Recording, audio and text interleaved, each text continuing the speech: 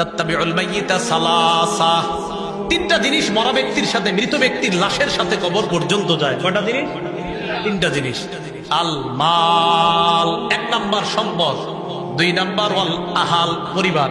তাহলে আপনাদেরকে প্রশ্ন করি, সম্পদ পরিবার মানে সন্তান, ধরেন সম্পদ আর সন্তান চিরস্থায়ী ক্ষণস্থায়ী, কিসের সৌন্দর্য? দুনিয়ার। তাহলে দুনিয়ার এই দুইটা সৌন্দর্য আপনার লাশের সাথে কতটুকু যাবে? আবার বলছি, সম্পদ আর সন্তান চিরস্থায়ী না ক্ষণস্থায়ী? যাবে কতটুকু লাশের সাথে? কবর। তিন নাম্বার ওয়াল আমাল, আমল নামা যাবে। তাহলে সম্পদ যাবে, পরিবার যাবে, আমল নামা যাবে।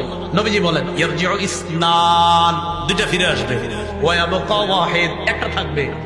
ইয়ারজিউল মাল ওয়াল আহাল, পরিবার সম্পদ ফিরে আসবে। তাহলে দুনিয়ার সৌন্দর্য যে দুইটা ফিরে আসছে, ওয়া ইয়াবকাল আমাল, আখিরাতের সৌন্দর্য থেকে যাবে। তিনটা জিনিস মরা ব্যক্তির কবর পর্যন্ত যাবে।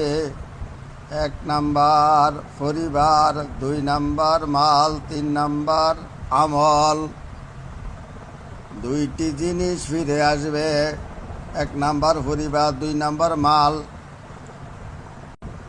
একটি জিনিস থাকবে, সেটি হলো আমল। তাই আমল করে আখিরাতের জিন্দেগি সৌন্দর্য করুন, যা তোমার সঙ্গে থাকবে।